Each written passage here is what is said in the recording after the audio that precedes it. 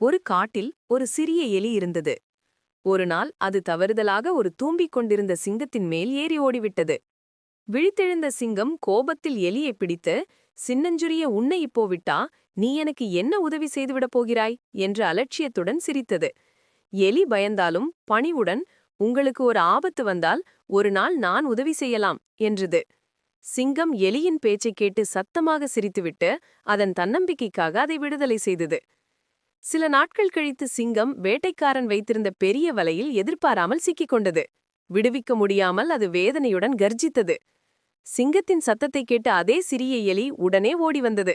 தன் கூர்மையான பற்களால் வலையின் கயிறுகளை சிறிது சிறிதாக கொத்திக் கிழித்து இறுதியாக சிங்கத்தை விடுதலை செய்தது.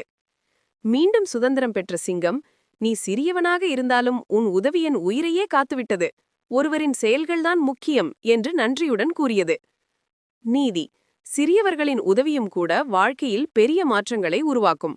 ஒருபோதும் யாரையும் அவர்களின் தோற்றத்தைக் கொண்டு அல்லது சிறியவர் என்று நினைத்து தாழ்வாக எடை போடாதே.